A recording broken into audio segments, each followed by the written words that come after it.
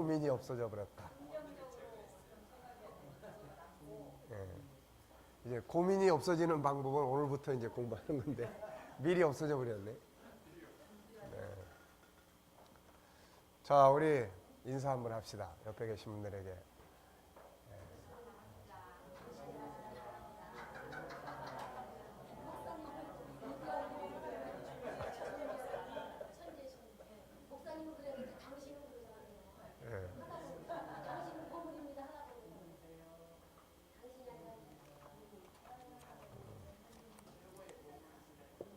자, 이제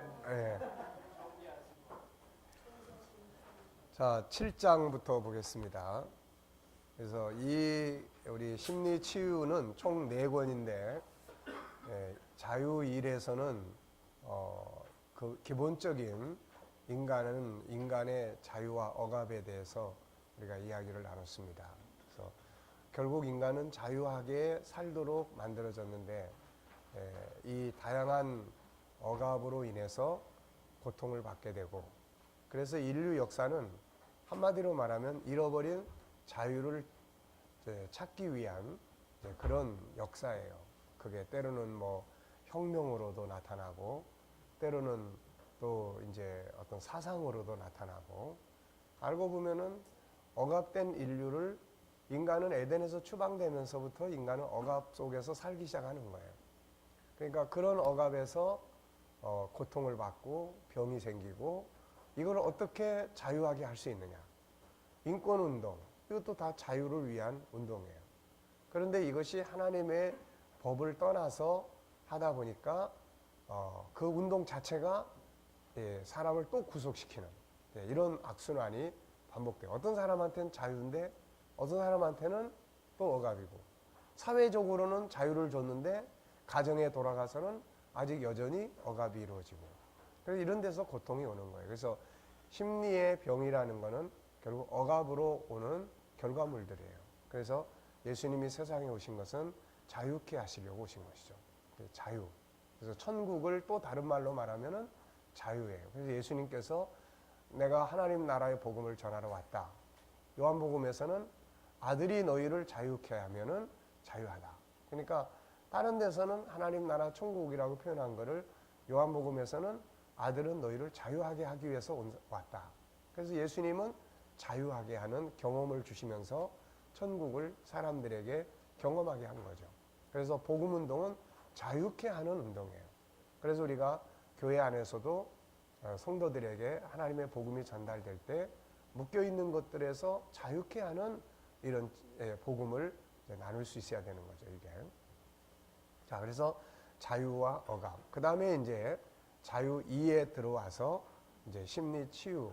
이제 1은 본격적으로 이제 심리 치유에 관계된 부분을 다루는데, 그러니까 자유 1은 포괄적인 부분을 다루게 되고, 자유 2는 심리 질병을 치유하는 쪽을 이제 다루게 되는 거예요. 그래서 심리 치유의 이제 첫 번째에서는 원인 분석을 하고, 세상의 사회적인 심리 치유의 방법들은 뭐고, 기독교 상담 심리 상담은 뭐고, 그 다음에 기독교 상담 심리학의 위치는 지금 어느 위치에 있느냐, 어정쩡한 위치에 있는 거죠.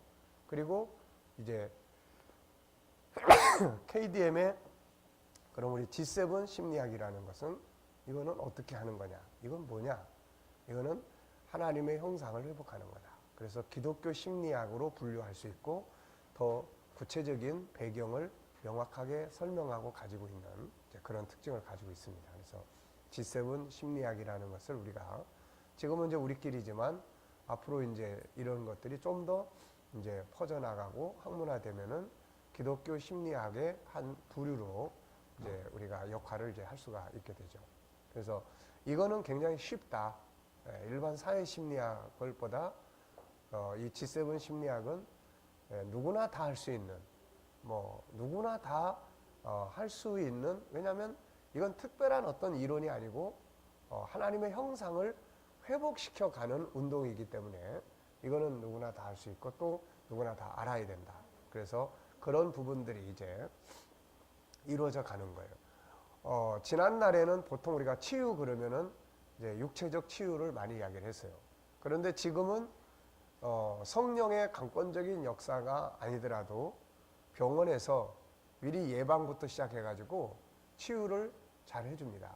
그래서 어떤 특별한 상황이 아니면은 우리가 성령의 역사를 통해서 치유받으려고 기도하고 있는 게 아니라 어떻게 합니까? 병원에 가서 미리 예방 검사하고 다 미리 다 혹도 미리 띄어내고 다 이제 미리 다 치료하는 거예요. 그러니까 그만큼 사회적 이제 치유나 이런 게 많이 발전한 거죠. 그런데 반면에 물질 문명이 발전하면서 사회의 치유 가지고도 안 되는 병들이 많이 생기는데 그게 무슨 병이에요? 그게 이제 심리병들이에요. 이게 마음의 병들이에요. 그러니까 기독교인들도 그렇고 또 아예 열심히 있는 기독교인들은 괜찮은데 어정쩡한 기독교인들은 심리병들이 굉장히 많아요. 이게 기독교를 가지고 자유도 못 얻고 그렇다고 세상적인 방법으로 막 살지도 못하고 그러니까 이게 더 갈등이 많고 더 고민이 많아요. 이게 그러니까 그런 속에서 기독교인들 속에도 심리 질환자들이 많고 사회도 굉장히 많은 거예요. 그러면 이런 거를 가장 잘 다룰 수 있는 영역이 과연 어느 영역이냐? 사회 심리학이냐? 아니면 어떤 이게 영역이냐? 그래서 우리는 이제 이게 기독교 영역이다. 이게 바로 사람의 마음을 창조하신 하나님이 계시고 성경이 있기 때문에 그래서 이 성경 속에 사람의 마음에 대한 단어들 또 뭐 심령이라든지 성경은 심리라는 말은 안 쓰지만 마음이라는 말은 많이 써요. 그래서 심령 또 뭐 영혼 이런 말들 그러니까 이런 부분들이 1500~600회 이상 성경 속에 나타나고 있어요. 그러니까 성경은 바로 이 심리에 대한 마음에 대한 내용을 다루고 있는 전문책이다. 이렇게 볼 수가 있는 거죠. 그래서 이제는 우리 목회자들이 바로 그런 부분 일상적 목회, 영적인 역할과 함께 치유의 역할, 심리 치유적 역할을 할 수 있는 이 역할. 그 다음에는 더 나아가서는 하나님의 자녀의 능력을 찾아내고 개발해 줄 수 있는 여기까지 이제 교회가 해야 될 영역이에요, 이게. 그래서 심리 치유 쪽하고 이게 이 어떤 그런 그 하나님의 형상을 이제 개발해 주는 이런 역할까지 못하면 교회는 영적인 분야만 남아요. 그 영적인 분야만 남으면 결국은 이 분야만을 위해서 들어올 사람들이 별로 없다는 이야기죠. 그리고 오히려 다 떨어져 나간다는 이야기예요. 그러니까 교회가 크게 보면은 영적인 영역과 심리 치유적 영역과 하나님의 형상을 개발해서 그 사람으로 하여금 이 세상을 능력 있게 살아가도록 만들어주는 이런 구조를 이제 앞으로 교회는 이제 가지고 가야 됩니다. 이게 이런 면에서 지금 한국 교회는 어정쩡해요. 왜냐하면 영적인 부분만 가지고 안 되니까 교회가 뭔가를 하긴 해야 되는 필요성을 느껴서 끌어들이는 것이 다 세상의 문화교실들이에요. 근데 이 세상의 문화교실들은 거기가 다 복음 안에서 만들어진 프로젝트들이 아니에요, 이게. 그러니까, 문화교실들이 이제 교회마다 막 몇십 개, 심지어는 몇백 개씩 이제 들어와서 활동을 해서 사람들이 여기 들어와서 문화교실을 통해서 여러 가지 많은 교육도 받고 혜택을 누리게 돼요.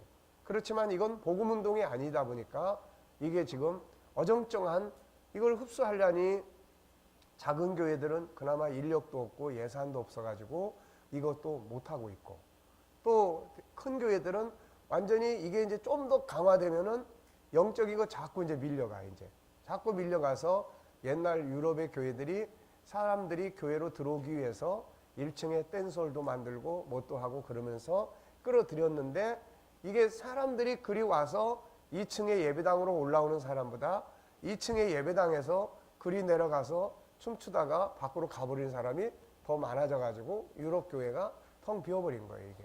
그러니까 기독교의 복음을 바탕으로 한 문화교실들이 만들어지지 않으면 바깥에서 그냥 일상적인 문화교실들을 끌고 들어와서는 이게 어느 땐가는 이게 그쪽이 점점 더 강화될 가능성이 많고 반면에 영적인 쪽은 자꾸 줄어들고 약화되게 되는 거예요, 이게. 이 구조가 지금 한국 교회가 어정쩡한 형태 속에서 마치 지난날에 미국의 교회들이 그런 어정쩡한 형태 속에서 사회 심리학을 받아들인다, 받아들이지면 안 된다, 적당하게 섞어야 된다, 뭐 배제시킨다, 이런 이론과 똑같은 상황이 이제 한국 교회에 이 문화교실이라는 이런 것들이 들어와서 그러고 있는 거예요. 이거 무슨 말인지 이해됩니까? 네. 근데 여기 계신 우리들은 그나마 그런 문화교실조차도 할 수가 없는 이런 상황들이에요. 왜 그렇습니까? 우리 이제 가난하니까. 예를 들어서 우리 교회도 실버 교실을 해요. 근데 그 실버 교실을 이제 우리 목요일 날마다 합니다. 그래서 11시에 이제 할머니들 모아가지고 이제 1시간 정도 뭐 이제 춤도 추고 또 뭐 또 하고 그리고 이제 점심시간 대접을 해서 그렇게 이제 해요. 근데 요즘에 어르신들이 수준이 높습니다. 왜냐하면 골라서 갈 수가 있어요. 요즘에는 하도 많기 때문에 뭐 구청에서도 하지요. 또 뭐 지역에 옛날로 말하면 동사무소 같은 데서도 하지요. 또 그러니까 이런 데는 전문 강사들이 해요. 그런데 우리는 그래서 요즘에 보니까 우리 교회도 우리 교회 등록한 사람만 와 이제 그 이외의 분들은 이제 안 오시더라고요. 돌아오셔? 그렇게도 아니야. 근데 어쨌든 간에 예, 많이 줄었어요. 그래서 이제 어떤 분들은 교회가 이런 일을 좀 이렇게 잘 해야 되지 않냐. 그런데 그렇게 하려면 이제 뻔한 거예요. 예산이 투입이 돼야 돼. 전문 인력이 하나 있어야 되고, 그 다음에 강사들 또 이제 청빙에다가 또 해야 되고, 물론 요즘에 시청이나 이런 데서 지원해주는 강사들도 있어요. 근데 이분들 우리 교회 와서 좀 하더니 안 오시더라고요. 그러니까 우리는 또 이제 여름, 겨울엔 또 방학을 하니까 그분들 또 방학을 하면 또 안 돼. 그걸 해야 또 뭐 월급도 받고 수당도 받으니까. 그래서 이런 어정쩡한 게 또 생기더라고요, 이게. 그래서 야, 요즘에는 교회가 뭘 하더라도 이게 하도 어르신들이 골라서 이렇게. 골라서. 그러니까 그래서 이 작은 교회들이 교회들이 못하는 이유가 그런 거예요. 그래서 항상 이제 고민한 게 뭐냐면 결론은 목사가 할 수 있는 뭔가가 나와야 돼. 결국 그 교회 목사가 딴 강사들 데려다가 해봐야 이게 왔다 가면 다 그걸로 끝이고, 그래서 목사가 할 수 있는 거, 이게 이제 우리는 이제 성경을 기반으로 한 이제 문화 교육이에요. 이게 그러니까 영성과 심리 치유와 그 다음에 이제 그런 하나님의 형상, 이것도 일반 재능 개발 그러면은 뭐 이 전문가도 아닌 것 같은데 무슨 창의력 개발을 하고 그러냐 이렇게 할 수 있는데, 우리는 하나님의 형상 속에서 이런 일을 다룰 수 있기 때문에 충분히 할 수가 있습니다. 그래서 이런 부분들이 지금 한국 교회, 더 나아가서는 앞으로 교회는 하나는 뭐예요? 영성. 그 다음에 하나는 이 심리 치유예요. 그 다음에 또 하나는 이제 그런 하나님의 형상 개발, 세상 말로 말하면 자기 개발. 이쪽이 이제 활성화돼야 돼요. 그래야 중간 다리 역할을 할 수가 있습니다. 이제. 그러니까 이런 부분들에 대해서 우리 신학교 나오시는 우리 목회자들도 이제 그렇게 그런 부분에 다른 건 몰라도 이 분야에는 하나님의 형상에 대해서는 우리가 전문가가 될 수 있지 않습니까? 이게 무슨 딴 거 전문가 하라고 그러면 그거는 좀 그런데 이건 이 하나님의 형상을 이거를 회복하고 가르치고 이거를 개발하고 훈련하는 데는 이게 우리가 전문가가 될 수가 있는 거예요. 이게 그러니까 그 안에서 이런 틀들을 이루어 갈 수가 있으니까 이제 이 우리 G7 운동이 그런 부분을 이제 이끌어 갈 수 있는 그런 중요한 현재 프로그램이다, 이렇게 볼 수 있는 거죠. 자, 그래서 이제 심리 치유에 관한 부분은 이제 요 첫 번째 책에서는 그러니까 1번 자유의를 잘 아셔야 돼요. 자유의를. 이게 근원적인 부분이에요. 그러니까 자유의를 우리가 충분히 이해를 해야 심리 치료는 심리 질병은 억압에서 오는 거고 인간의 근본은 자유하다. 이 자유예요, 자유. 그래서 우리가 목회하는 게 뭡니까? 자유를 주는 거잖아요, 자유. 치유, 묶인 것을 자유케 하는. 그러니까 이거를 기본적으로 깔아놓고 좀 더 안에 들어오면은 병든 사람을 이제 고치는 이쪽 방향이 이제 치유 쪽이에요. 그러니까 이런 흐름을 여러분들이 잘 아시고 이제 보시면 돼요. 그래서 자유일을 꼭 여러분들이 많이 읽고 그 기본 뼈대를 이렇게 담아 놓으셔야 돼요. 그래서 그리고 이제 심리 치유에 관해 1권에서는 뭘 이야기했어요? 이제 원인, 원인. 그 다음에 사회적 심리학, 기독교 심리학, 그 다음에 우리 G7 심리학. 그 다음에 이제 2권에 오면은 지금 심리를, 질병을 만드는 그 주변 문제들이 있어요, 이게. 요 문제들을 사전에 이런 공부들을 훈련시켜주고 교육하면. 지난번에 그때 소개했지만은 정신과 의사의 이야기를 그때 이야기했었죠. 그래서 이 사람은 일반 병원의 정신과 의사인데 자기가 정신과 의사로 사람들을 이렇게 상담하고 하다 보니까 너무 안타까운 점들이 생겼어요. 그게 뭐냐면 이 사람들이 사전에 조금만 일찍 누군가와 상담을 했다면 이렇게 심각한 상태까지 오지 않아도 될 수 있다고 하는 것을 이분이 생각하면서 나름대로 사명감을 갖고 그 1톤 트럭을 사가지고 거기다가 무료 정신 상담, 무료 상담소를 해가지고 차 끌고 다니는 거예요. 연봉을 1억씩 받던 사람이 그거 다 그만두고 일단은 그런 이제 사회적 사명감을 가지고 나왔는데 처음에는 굉장히 사람들이 잘 받아들이지도 않고 이제 그랬죠. 근데 나중에 점차적으로 알려지기 시작하면서 많은 사람들이 이분을 통해서 이제 그 이분의 이야기가 그거예요. 그냥 들어주기만 해도 많은 사람들이 심리 질병에서 자유할 수 있다는 거죠. 그냥 들어만 줘도.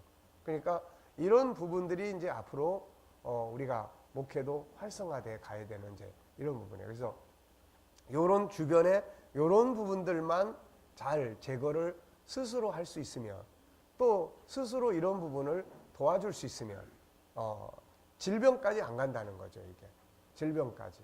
그러니까 그런 부분들을 제거를 해야 되는데 어떻게 이거를 제거를 해야 될 거냐.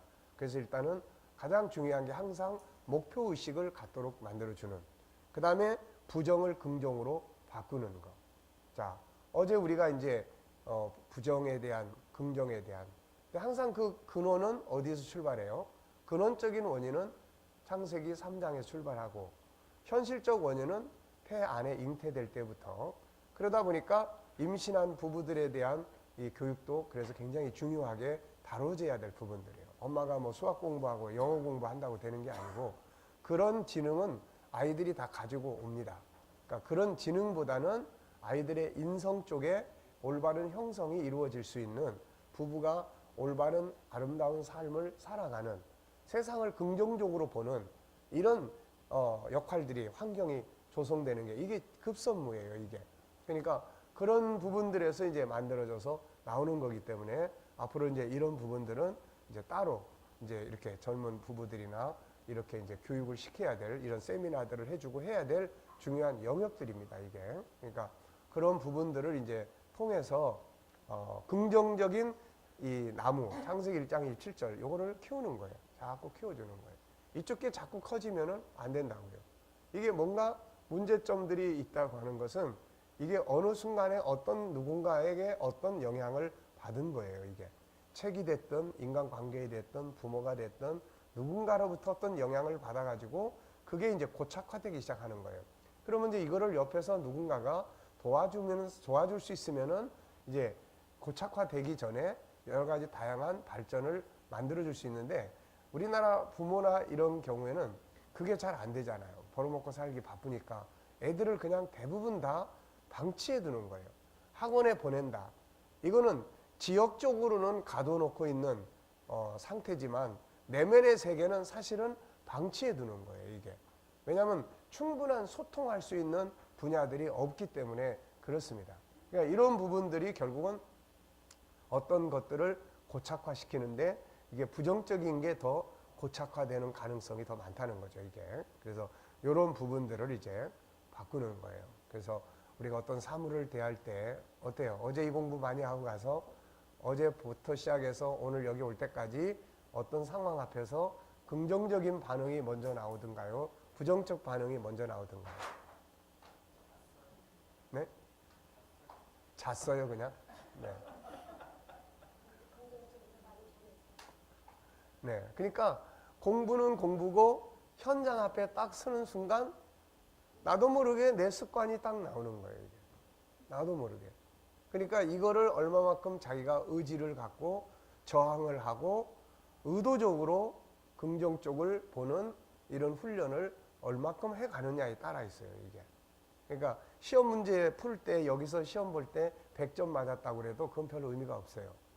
현장에서 어떤 상황을 만났을 때 의도적으로 내가 긍정적인 요소를 보려고 하느냐 아니면 부정적인 습관대로 그냥 가버리느냐 이게 이 차이예요. 이게. 그러니까 우리 목회자들이 긍정적 요소보다 부정적 요소가 더 많이 나타나면은 그거는 문제가 많습니다. 예, 목회 그만하든가 뭐 어쨌든 이게 참 문제가 큰 겁니다. 이게. 왜냐하면 우리는 항상 부정으로 가득 찬 사람들이 지금 예배당 안에 다 들어와 있어요. 거기 들어온 사람들 중에 긍정적 시각을 갖고 들어오기보다는 부정적인 인식을 가지고 들어와 있어요. 벌써 들어올 때부터 우리 교회는 왜 이렇게 그냥 사랑이 없어부터 시작해가지고 우리 교회는 도대체 왜 이렇게 지저분한 거야 이거 막 오늘따라 목사님 왜 이렇게 설교 길게 하는 거야 막 이렇게. 그러니까 모든 게 꼬여있는 심리를 가지고 교회 안에 들어옵니다. 이제 대부분의 사람들. 그러면 이제 우리 목회자들이 이거를 이제 치료하고 이제 뭐 잘 따듬어서 나갈 때는 긍정의 생각으로 그래 그래도 세상은 살만한 곳이야. 그래도 우리 교회는 참 좋은 곳이야. 이렇게 이제 바뀌어서 나갈 수 있도록 만들어야 되는데 우리 목회자들이 꼬여 있으면 이건 골치 아프지는 거예요. 이게. 그러면은 꼬임 플러스 꼬임이 되면은 어떻게 됩니까 이게? 꼬꼬임이 되는 거야 이게. 그러면 이제 복잡해지는 거예요 이게.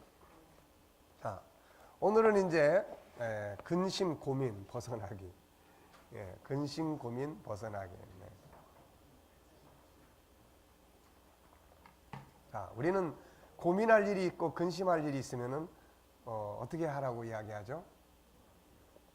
기도해. 금식 한 달 하면 돼. 네. 에? 이제 보통 우리는 그렇게 이제 하고 있어요. 그리고 그게 틀린 것이 아니라 맞아요. 그런데 어제도 이야기했지만은 그렇게 접근할 수 있는 사람이 많지 못하다는 거예요. 네, 그렇게. 우리가 특별히 새벽 기도에 작정을 해도 다 나와서 하는 게 아니란 말이에요, 이거. 네. 그러면 이제 참석 못하는 사람들은 기도도 안 해, 딴 방법도 없어. 그러면 이게 어떻게 되는 거예요, 이거 이제. 이제 병드는 거야, 이거. 그래서 우리가 영적인 부분, 이게 순리예요. 이 부분을 우리가 연구를 하다 보면은 참 이게 이런 원리를 가지고 우리가 세상을 살아야 된다는 거죠, 이게. 자, 그래서 오늘은 이제 그런 이야기를 합니다. 한번 읽어보죠. 자, 인간을 불행하게 하고, 그래서 이 7장에서는 이제 고민이 건강과 삶에 미치는 영향, 이 근심 걱정이 우리 육체에 어떤 영향을 미치느냐, 네, 또 우리의 생활에 어떤 영향을 미치느냐, 이제 이런 문제. 그리고 이 근심, 인간이 고민하는 역사는 도대체 어디서부터 출발한 거냐? 어디서부터 했겠어요? 이제 우리는 잘 알아요. 창세기 3장에서부터 한번 생각해 보세요. 늘 동행하던 어떤 절대자. 지금 우리가 아이들도 그렇고 혼자 떨어져 있으면 두려워하는 거. 이거는 자연스러운 거예요, 이게. 원래 하나님 아버지랑 우리가 같이 살도록 돼 있었다고요. 근데 일단 죄를 짓고 난 다음부터 하나님하고 멀어져 버리니까 이때부터 고민이 생기기 시작하는 거예요. 두려움이 오기 시작하는 거예요, 이거. 그러니까 이거는 어떻게 할 방법이 없어요. 그래서 고민, 걱정. 그 다음에 또 뭐 있죠? 나를 잃어버렸어요. 나를 잃어버리다 보니까 내가 누군지를 알 수가 없어요. 내가 누군지 모르니까 자신감도 안 생기고 어떤 문제 앞에서 이걸 내가 할 수 있을까 없을까 이렇게 되는 거예요. 거기서부터 고민이 생기기 시작을 합니다. 이제 또 미래에 대한 건 어떻습니까? 이제 이게 미래에 무슨 일을 만날는지 알 수가 없으니까 이게 또 고민이 되기 시작하는 거예요. 이거.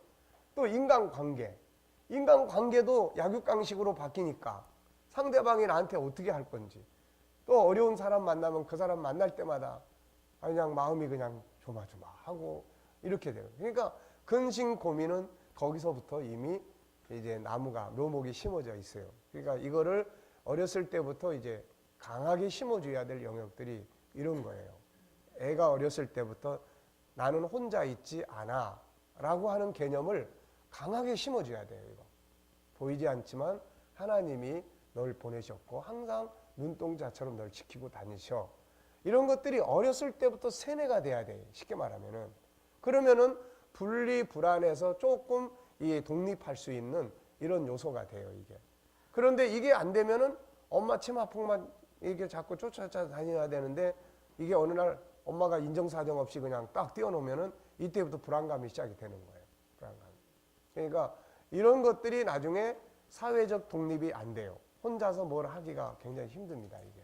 그러니까 이런 문제들을 이제는 우리 부모들이 잘 알고 아이들에게 어떻게 분리를 안정되게 시켜갈 수 있는지. 이런 거 어차피 다 떨어져 나가야 되는 거니까. 이런 것들. 또 애만 그런 게 아니에요. 우리 부모도 역시 마찬가지예요. 애에게서 떨어지면 부모가 불안해서 못 사는 거예요, 이거. 부모가.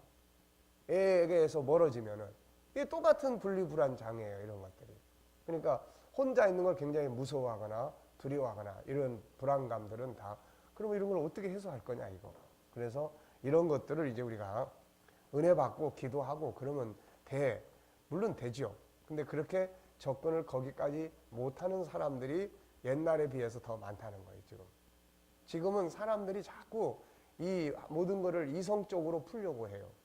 그냥 믿어. 그래도 지금은 안 돼. 옛날에는 목사님이 설교하면서 그냥 말씀하면은 그냥 믿어. 근데 지금은 저게 진짜야? 무슨 말이야? 저건 아닌 것 같은데. 이제 이런 식이에요, 지금은. 그러니까 지금은 합리적인 이론이 많이 필요한 시대예요, 이제. 신앙을 통해서도.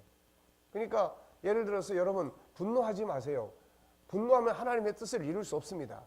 이런 신앙적 부분보다 뇌과학자가 와가지고 여러분 분노할 때마다 여러분의 뇌가 쪼그라듭니다. 그리고 이 뇌세포가 죽습니다. 그리고 치매가 빨리 옵니다. 자, 영적인 설교보다 이쪽의 말이 사람들로 하여금 분노를 자제시키는데 훨씬 효과적인 거예요, 이게. 그러니까 지금은 그런 시대를 사람들이 살고 있다는 것을 우리는 인정을 해야 돼요, 이거. 그러니까 그렇지 않으면은 우리가 설교하는 것이 물에 기름 뜬 것처럼 그냥 속에 못 들어가요, 이게. 그래서 영적인 부분조차도 이성적. 예를 들어서 그냥 우리가 종교적 개념에서 하나님을 잘 섬기라 이거보다는 자기 개발론 쪽에서 하나님을 왜 중요하게 여겨야 되느냐에 대한, 그래서 영적 자원을 어떻게 활용할 거냐 쪽이 사람들이 하나님 앞에 가까이 다가설 수 있는 훨씬 효과적인 방법이에요, 이게. 효과적인 방법. 그러니까 이런 부분들을 우리가 잘 이해하고 또 충분히 우리가 이제 활용할 수 있는 거, 이런 게 이제 필요한 거죠. 자, 그래서 오늘 이제 이 부분을 그런 입장에서 다루겠습니다. 그렇다고 해서 항상 이런 이론만 가지고 고민을 해소시킬 수는 없어요. 이거는 차선책이에요. 그래서 이제 이 뒤에 제시한 사람이 누구냐면은 바로 이제 야곱이에요. 그래서 야곱의 방법을 우리는 훈련하는 거예요. 그래서 야곱은 우선은 에서가 자기를 죽이려고 오는 이 두려움 앞에서 자기가 할 일을 합니다. 우선 자기 전 재산을 둘로 나눠요. 하나를 치면 하나는 피할 거다. 그 다음에 또 하나는 뭡니까? 에서에게 계속해서 이제 뇌물을 보내요, 이제. 그의 마음을 누그러뜨리는 거죠. 그런 다음에 자기는 맨 마지막에 서요. 다 죽어도 난 살아야 된다. 그런 거죠, 이게. 그러니까 그런 인간적인 절차들을 다 했어요. 그 다음에 마지막으로 뭐예요? 하나님 앞에 씨름하는 거죠, 이게. 이거를 우리가 훈련을 해야 되는 거예요, 이거를. 그래서 인간적으로 해야 될 일들도 안 하면서 무조건 하나님 앞에만 알아서 좀 잘해주세요 하는 거는, 이거는 안 되는 거예요, 이거. 그러니까 우리가 그런 부분들을 잘 감안을 해서 하나님과 함께 우리에게 주어진 지혜와 재능을 활용을 해서 문제들을 풀어나가는 이런 게 필요합니다. 자, 오늘 늦게 오시느라고 수고들 하셨습니다. 부장로님, 김은숙 이제 권사님. 네. 자, 인간을 불행하게 하고 심리 질병에 영향을 많이 미치게 하는 건 바로 염려와 걱정, 고민이다. 그런데 안타깝게도 세상에는 염려와 근심, 고민, 걱정으로 가득 차 있다. 이걸 외면하고 살 수는 없어요. 그래서 필요한 것이 이것들을 바로 이해하고 때로는 수용하고 때로는 분해하고 때로는 하나님께 맡기고 내가 할 수 없는 영역이다. 판단이 서면 하나님께 맡겨야 되는 거예요. 심리 질병의 많은 문제는 내가 할 것과 할 수 없는 영역을 뒤죽박죽 섞어놓은 데서 벌어지는 거예요. 이거. 분명히 인간은 할 수 있는 것이 있고 할 수 없는 것이 있어요. 그래서 우리가 이제 상담을 할 때 이런 도표를 그려줍니다. 이런 도표를 그려서 자,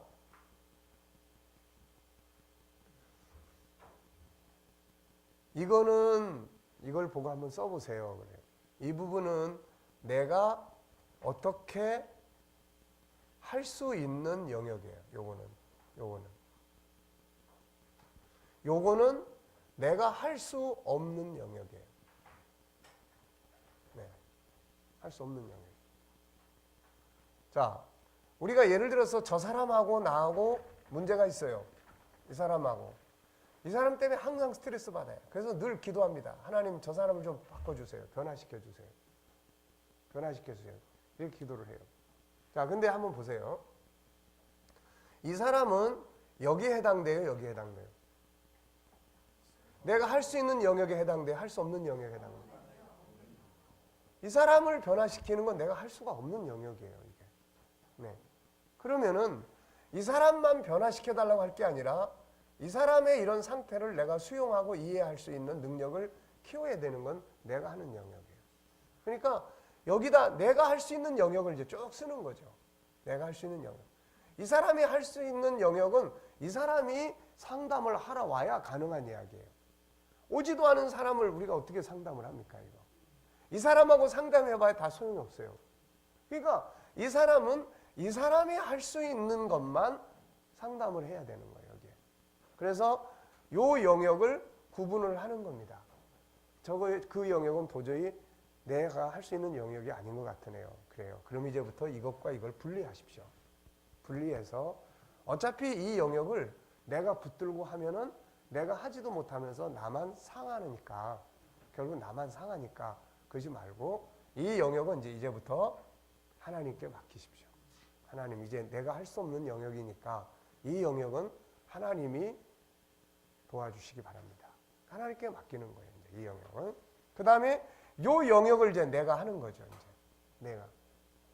그러면은 이런 사람을 이해하는 능력을 기르고 이런 사람을 포용하는 능력을 기르고 이런 사람을 대처할 수 있는 능력을 내가 길러요.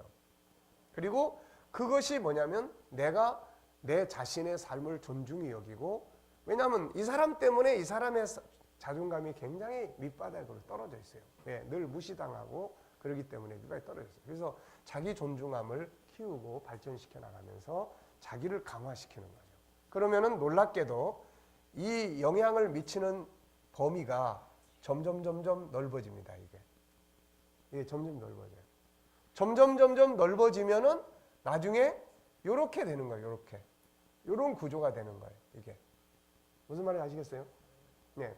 근데 내가 가지고 있는 감당할 수 있는 영역은 요만큼밖에 안 되는데 나머지 이 영역 전체를 내가 부둥키 안고 가려고 하면은 이거는 가기 전에 이건 죽어버리는 거예요. 이게.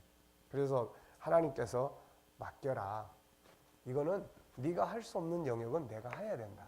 그게 맡기는 거예요. 그리고 우리는 내 자신이 할 수 있는 영역만 분리하면 훨씬 가벼워져요. 네, 내가 짊어지고 갈 수 있는 것만 딱 지고 가니까. 예, 이게. 그러니까 그런 부분들을 우리가 필요한 겁니다. 이 능력이 큰 사람들은 오히려 고민과 근심거리들을 자기 인생에 유익하게 만들어요. 자, 고민이라는 것을 우리가 살지만 이거를 뒤집어 놓고 보면은 이 고민 덩어리가 나를 바꿔줘요. 어제 이야기했잖아요. 사람은 어떤 고민과 근심거리가 없으면 자기 고정관념을 절대 못 버립니다. 자기 안일한 삶의 형태를 맨날 후회만 하지 그걸 못 버려요. 근데 고민 덩어리 때문에 이 삶을 버리든지 바꾸든지 하게 되는 이런 현장이 와요, 이게. 그래서 이걸 경험한 사람들이 써놓은 이야기가 성경에 뭔 이야기들입니까? 시편 기자는 고난당하는 것이 내게 유익이다. 그 전에는 몰랐는데 고난을 겪어보니까 하나님의 말씀, 이런 것들이 그게 다 경험이 되는 거예요. 합력하여 선을 이룬다. 이런 말들이 다 그래서 나오는 거예요, 이게. 그러니까 그런 말들이 그냥 안정된 상황에서 생기는 게 아니라 고민하면서 진통을 거치면서 만들어지는 거예요, 이게.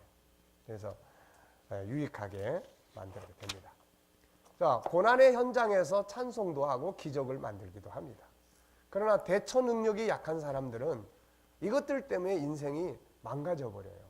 불행해지고 실패하고 때로는 심각한 심리 질병에 시달리게 돼요. 문제의 핵심은 걱정, 고민에 있는 게 아니라 그것에 대한 대처 능력이 어느 정도인가에 달려 있는 거예요, 이게. 대처 능력이. 그래서 본장에서부터는 고민과 근심을 탈출하기 위한 방법들을 살펴보기로 하자. 앞으로 이제 이런 것도, 이런 세미나들을 우리가 해서 사람들이 이런 고민과 근심에서 완전히 해결은 안 되는 거예요. 고민과 근심에서 완전히 해결이 되는 거는 무덤 속에 들어가야 되는 겁니다, 이게.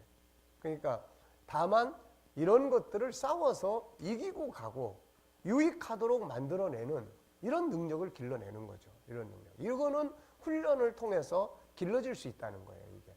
그런데 이런 부분들이 훈련이 되지 않으면 세상 앞에 나가가지고 우리는 너무 초라하고 작은 존재가 되는 거예요. 그래서 근심 고민 덩어리가 이 사람의 인생을 완전히 그냥 함몰시켜버려요, 이게. 그러니까 그런 부분들을 우리가 훈련하고, 그래서 늘 멘토와 상담과 이런 게 필요한 겁니다, 이게. 그래서 아이들이 항상 멘토, 항상 이 멘토와를 만들어야 돼요. 그래서 문제가 있을 때 가서 상담도 하고 조언도 듣고, 그런 걸 그냥 내비두면 이게 자꾸 쌓인단 말이에요, 이게. 자꾸 뭐든지 쌓여가지고 좋을 거는 아무것도 없어요.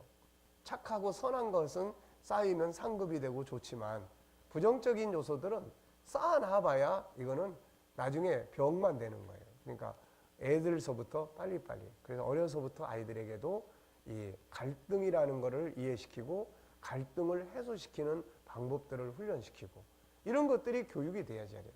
근데 요즘에 우리는 이 교육이라는 것 자체가 국영수, 학문 중심의 이 지적인 이쪽에 치중이 되다 보니까 그런 교육들이 안 돼요. 그러니까 갈등을 애들이 만나도 이걸 풀어를 못 내는 거야, 이거. 그래서 거기서 이제 자기를 왕따시키기도 하고 다른 사람 왕따시키기도 하고, 또 거기에서 이제는 이제 인간관계가 이제 끊어지기도 하고 학교를 가기 싫어하기도 하고, 이제 이런 부분들이 이제 생기는 겁니다. 자, 어쨌든 뭐든지 다 그래요. 그래서 해소시켜 나가는 방법을 교육받고 훈련하고 하는 것이 아주 중요합니다. 자, 아마도 이 세상에 고민 없이 사는 사람 없을 것이다. 여러분들은 고민이 없죠? 없죠? 있습니까? 아니, 멀쩡하게 보이는데 고민들이 있으시네?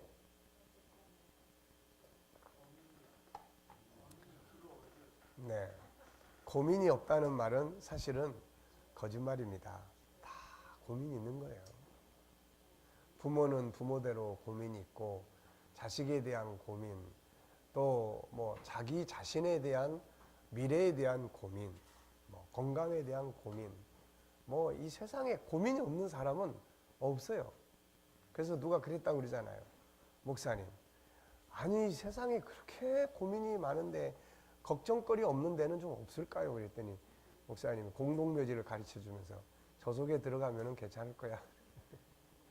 그러니까 천국이나 가야 고민이 없어지지 어떻게 세상에 고민이 없겠습니까? 자, 중요한 건 뭐예요? 뭐든지 다 해소시킬 줄 알아야 돼요. 해소시키고 이해하고 그것과 같이 살아가는 방법이에요. 내가 지금 어디가 아픈데 아프다고 맨날 고민해봐야 더 아파지는 거예요. 그럼 얘하고 친해지게 지내서 어떻게 살아야 되는지 이걸 이제 터득을 하면은 이제 기분상 덜 아파지기도 하고 치유하는 데도 도움이 되는 거예요. 지금 당신은 지금 어떤 고민을 가지고 있는가? 고민과 걱정이 당신의 삶에 미치는 영향력은 뭔가? 자, 우선은 이 단어들을 좀 이해할 필요가 있어요. 단어.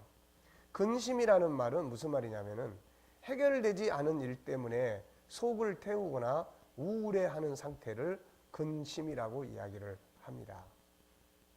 염려, 여러 가지로 마음을 쓰며 걱정하는 것. 고민, 마음속으로 괴로워하며 속을 태우고.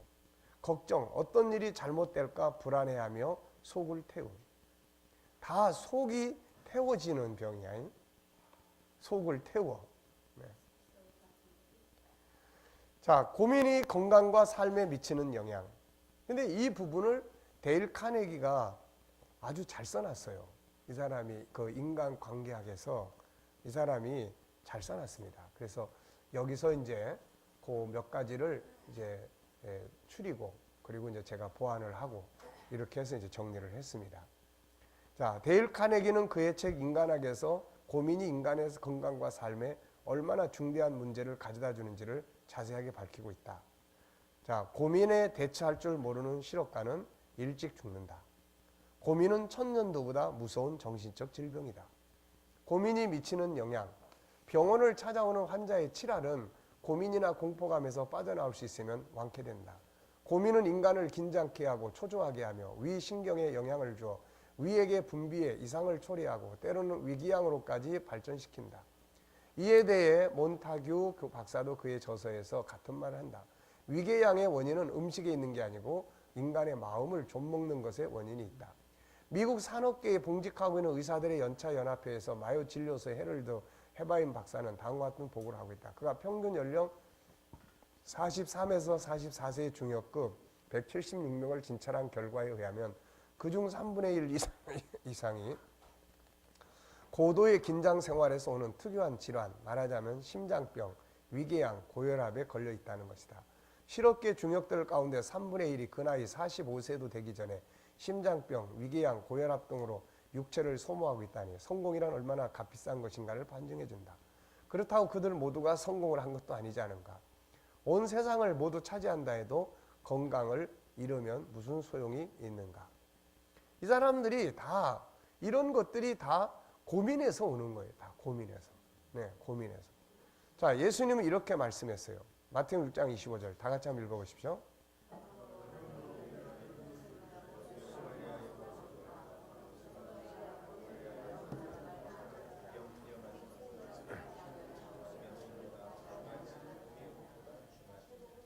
네. 6장 25절.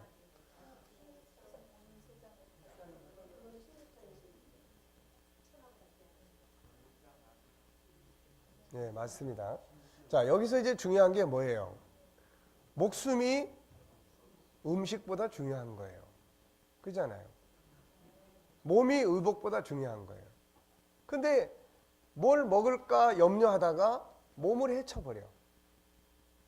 그러니까 더 중요한 것을 잃어버린다는 거예요, 이게. 그래서 목숨을 위하여 뭘 먹을까, 무엇을 마실까 고민하다가 먼저 목숨을 잃어버린다는 거예요. 네. 자, 그래서 세상 것 때문에 고민하다가 생명을 잃는다면 얼마나 어리석은 일인가. 네.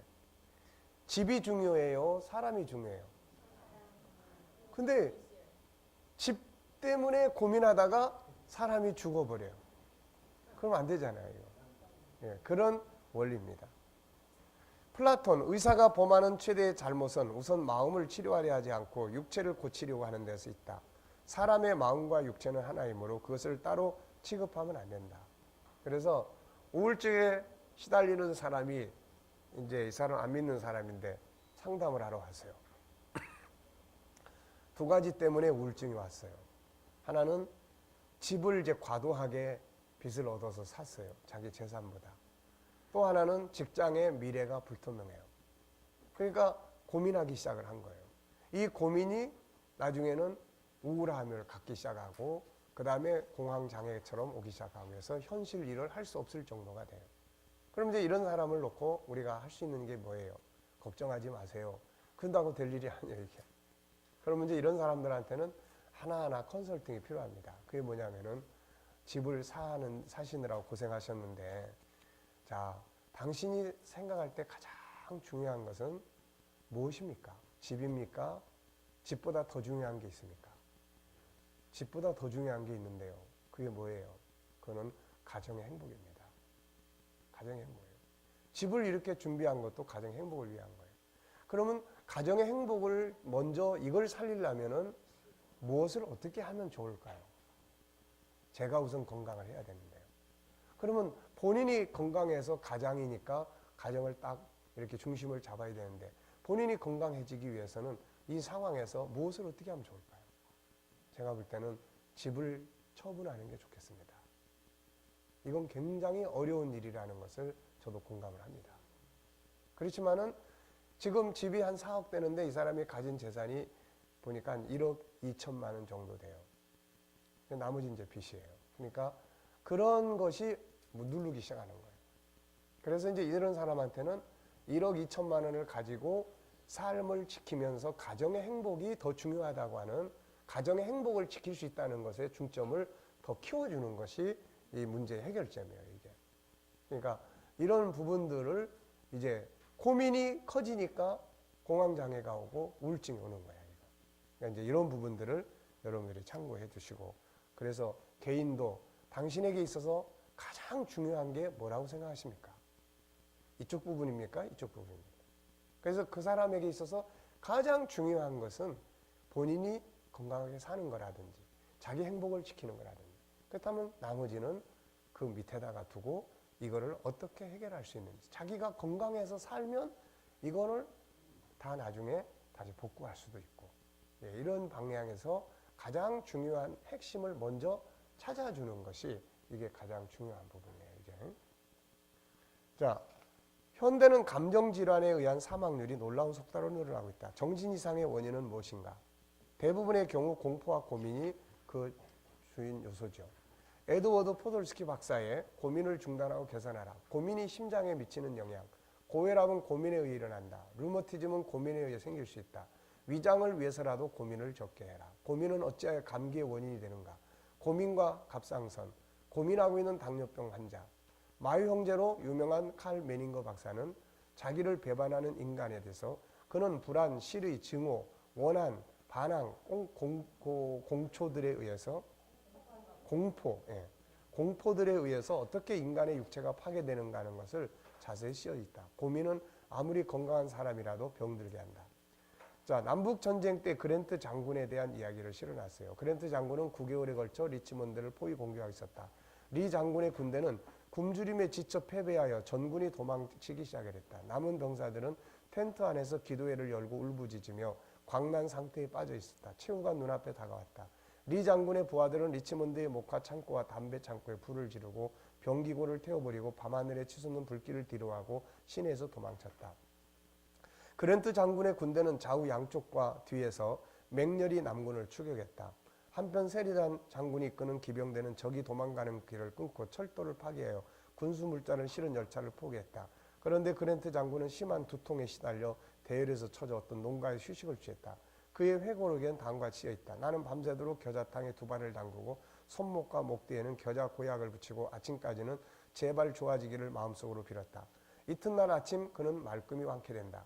그러나 겨자 고약의 효력은 아니었다. 그것은 리 장군의 항복 문서를 지닌 군사가 도착한 때문이다.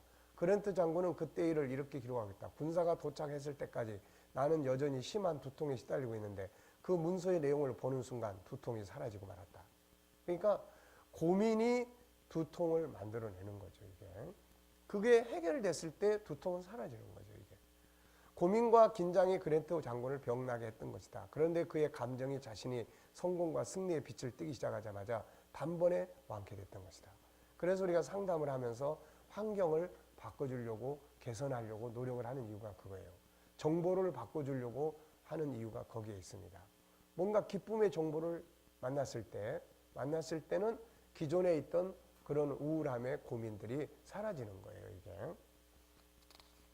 자, 코넬 대학 의과대학의 러셀 교수, 그는 통풍의 세계적인 권위자인데 그는 가장 많은 통풍의 원인으로 다음 4가지를 꼽았다. 결혼의 실패, 경제적 재난과 그에 따른 비탄, 고민과 고독, 오랫동안 계속 쌓여온 원한.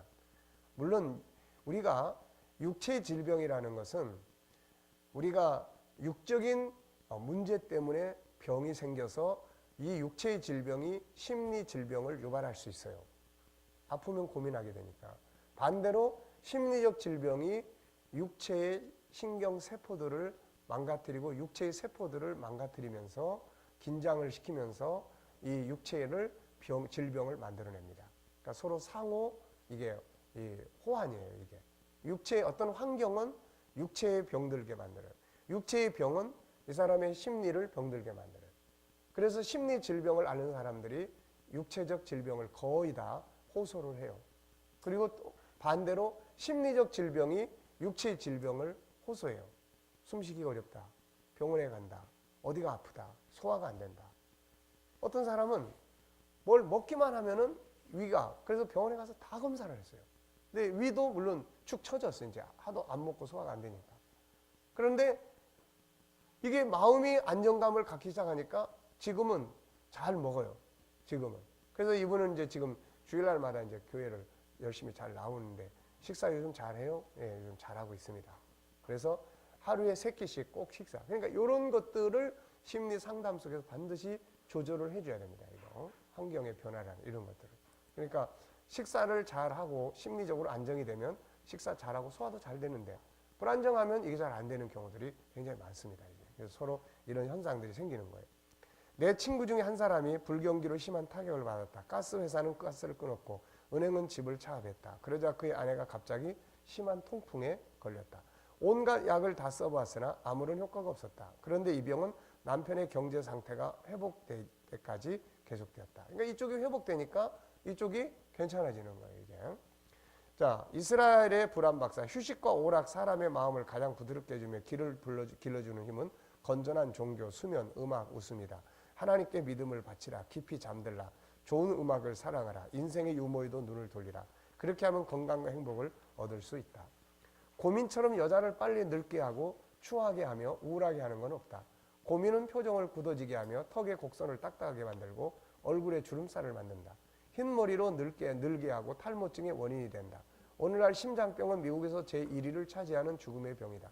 제2차 세계대전 중에 전사한 미군의 수는 약 30만 명인데 같은 시기에 심장병으로 사망한 수가 200만 명이다. 그중에 100만 명은 고민과 심한 긴장이 원인이 됐다. 이 부분에 대해서는 이미 2000년 전에 예수님이 말씀해 주셨다. 주님은 인간의 걱정과 염려가 뭘 위협해요? 생명을 위협하는. 너희가 목숨을 위하여 뭘 먹을까, 뭘 마실까, 몸을 위하여 뭘 입을까 염려하지 마라. 목숨 때문에 먹고 마시는 걸 염려하는데 거꾸로 뭐예요? 그 염려가 목숨을 끊어버리는 거예요. 예. 그러니까 목숨이 의복보다 중하지 않냐 이렇게 이야기하는 거예요. 그래서 주님은 우리에게 염려하지 말라고 하시고 또 염려를 주님께 맡기라고 권고합니다. 그래서 아무것도 염려하지 마라. 하나님께 감사함으로 아뢰라. 네. 너희 염려를 다 주께 맡기라. 네. 자, 잠언이 보여주는 고민과 근심의 위험성. 모든 지킬 만한 것 중에 더욱 내 마음을 지키라. 생명의 근을 여기난다. 마음을 못 지키면은 어떻게 된다는 거예요? 죽는다는 거죠. 네. 지키면 생명을 얻는 거고 못 지키면 죽는다는 거예요. 근심이 사람의 마음에 있으면 번뇌하게 되나 선한 말은 그것을 즐겁게 하느니라. 마음의 즐거움은 얼굴을 빛나게 하여도 마음의 근심은 어떻게 해요? 심령을 상하게 하느니라. 마음의 즐거움은 양약인데 심령의 근심은 어떻게 합니까? 이게 이제 마음의 병이 육체에 영향을 미치는 거예요. 뼈를 마르게 해요. 뼈가 마르면 어떻게 됩니까, 이거? 자, 뼈가 마르는 병이면 어떻게 되는 병이에요, 이거? 골다공증? 네. 자, 어쨌든 그만큼 뼈가 마르면 그 안에 혈액이 다 마른다는 이야기라고요, 이게. 그러니까 이런 만큼 심각하다는 겁니다. 사람의 심령은 그의 병을 이기려니와 심령이 상하면 누가 일으키겠느냐. 성경은 마음의 고민이 결국 심리 질병을 만들고 육체에도 큰 해를 끼치게 되는 걸 말씀합니다. 그래서 보통 마음의 병을 심리 질병을 앓는 사람들이 일단 병원에 가서 이과 저과 많이 돌아다녀요. 이거 이과 가도 특별한 거 없고 저과 가도 특별한 거 없고 도대체 원인이 뭔지 몰라. 그러면 이제 마지막으로 의사 선생님들이 정신과로 이제 의뢰를 해줍니다. 그러면 이 사람은 그때부터 더 스트레스 받아요. 내가 이거 뭐 정신병이 걸렸나 그러고. 네. 그래서 그런 상황들이 많습니다. 염려와 걱정의 원인. 역시 세상의 모든 일에는 원인이 있게 마련이죠. 도대체 이런 게 언제부터 왜 생겼는지. 첫째 원인은 근본적인 원인이에요. 굳이 자세한 설명 없어도 이제 잘 아시겠죠. 인간이 처음에 창세기 1장 2절절에서 하나님의 형상대로 창조됐을 때 이때는 염려와 근심이 필요가 없어요. 근심할 요소가 없습니다. 우선 인간은 하나님과 늘 같이 살아요. 뭐 분리, 불안 이런 게 필요 없는 거예요. 인간 앞에는 아름다운 자연의 환경이 준비되어 있고 사회 질서는 하나님이 처음 만드는 대로 사랑과 존귀함으로 가득 찼고 병이나 죽음에 대한 게 없고 미래는 영생에 대한 소망으로 가득 차 있고 인간의 안에는 세상을 다스리는 5가지 성품으로 충만하고 인간의 현실뿐만 아니라 하늘의 나라의 영생, 생명나무나 이런 걸 통해 왜냐하면 자기가 안에 있는 5가지 성품이 영원성을 통해서 자기의 미래를 다 조명해주고 있기 때문에 걱정할 게 아무것도 없는 거죠. 이런 상황에서는 염려, 걱정보다는 희망이 생기고 감사가 있고 기쁨이 있고 즐거움이 있는 거예요. 그러다가 창세기 3장에 비극의 날이 왔죠. 인간은 사탄의 유혹을 받아 죄를 짓게 되고 죄는 모든 걸 파괴하고 말죠. 인간은 하나님과 원수가 됐고 무엇보다 자기를 잃어버렸으며 환경은 파괴되기 시작을 합니다. 자, 인간은 병들고 죽음에 이르게 되죠. 약육강식 아래 수많은 괴로움들을 겪게 돼요. 그래서 약한 자들은 사람 만나는 것도 두려워하는 거예요. 그것도 고민이 되는 거예요. 네. 마침내는 어디로 가는지도 모른 채 세상을 떠나야 되니까 죽음이라는 걸 앞에 놓으면 완전히 고민, 걱정의 클라이막스예요. 이거. 이 속에서 당연히 다가오는 건 두려움과 걱정, 염려다. 인간과의 관계, 환경과의 관계, 질병의 문제, 죽음의 문제, 미래의 두려움에 대한 문제들은 항상 우리에게 고민과 근심, 걱정을 가져다 줬다. 이것은 누가 가르쳐 주지 않아도 인간 속에서 작동을 하고 있는 거예요. 이게. 여기서 뭐가 생깁니까? 분리불안. 혼자 있으면 무서워지는 거예요. 이거. 혼자 있으면. 공황장애. 갑자기 어떤 일이 벌어질 것 같은 두려움. 우울증, 뭐 분노, 대인 기피, 뭐 이런 것들이 다 기본적으로 시작이 되는 거예요. 둘째는 이제 현실적 이유입니다. 사람은 이미 어머니 태아에 잉태될 때부터 염려, 근심, 두려움이라는 타락한 이유의 본성, 요 창세기 3장의 묘목을 가지고 온다고 이야기했죠. 이때부터 걱정, 근심, 고민을 해결하는 방법을 배우고 익히면서 성장을 해 나가야 되는 거예요. 그래서 아이들이 문제가 생겼을 때 그냥 부모가 무조건 해결해 주는 거, 이거는 안 되는 거예요. 아이들에게 그 문제를 해결하는 방법을 가르쳐야 돼요. 그리고 자기가 선택을 할 일에 대해서는 책임을 느끼고 책임을 가지고 갈 수 있는 이런 훈련이 필요한 거예요. 이게. 이런 거 없이 그냥 다 부모가 하다 보니까 잘못되면 무조건 난 누구 원망합니까? 부모 원망하고 부모도 역시 누구 원망하는 거예요? 자기 원망하는 거예요. 아유, 다 내 탓입니다. 그게 아니에요. 때로는 자식이 잘못한 것도 그게 뭐 부모 탓입니까? 아니라고요. 그러니까 이런 부분들에 대해서 선택과 그 선택에 대한 책임감 이런 것들은 굉장히 중요한 거죠. 이게. 부모가 하는 걱정을 듣고 배우고 세상에 항상 어려운 일들을 말하고 보여주고 있는 데서 배우고 또 스스로가 가정에서 학교에서 후에는 직장에서 사회에서 수많은 문제들을 만나게 되고 그 앞에서 고민하고 염려하고 근심하면서 늘 뭘 많이 배우냐면 근심하고 고민하는 것들을 많이 배워요. 이걸 푸는 방법들을 많이 배우는 게 아니라 고민하고 근심하는 것들을 많이 배우고 이거 익숙해지는 거예요. 이게. 후에는 아직 다가오지 않은 미래까지 염려와 근심으로 다가옵니다. 때로는 학습되어 습관적으로 걱정 속에 살기도 하고 때로는 현실적인 문제들로 인해서 염려하기도 합니다.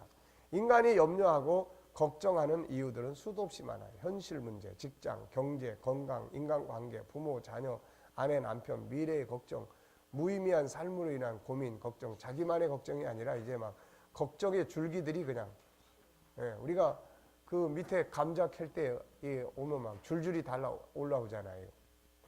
가족, 자손, 시집장가 보내니까 이제 손자까지 걱정해야 되고 또 막 사돈 때까지 걱정을 해야 되고 막 이렇게 늘어나는 거야 이게. 그래서 결혼할 때 보면은 앞에 두 사람이 딱 있잖아요. 그러면 이제 그 뒤로 줄줄이 그냥 쫙 포진하고 있습니다. 양가 부모, 그 다음에 옆에 친척들. 이게 이제 다 앞으로 짊어지고 가야 될 고민 덩어리들이에요. 다. 예. 자, 그래서 지금 당신이 염려와 걱정을 하고 있다면 무엇 때문인가? 이제 본 단원을 통해서 고민과 걱정하는 법을 배우는 게 아니라 이것들을 해소하고 오히려 고민과 걱정거리를 통해서 자신이 더 발전하고 행복을 누리는 방법들을 훈련하게 됩니다.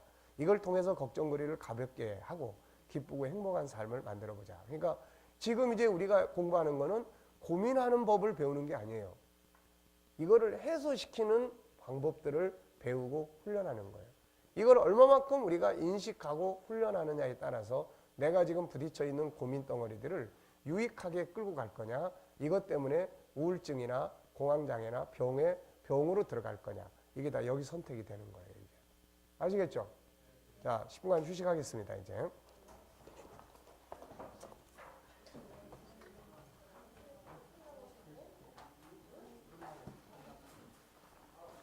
네.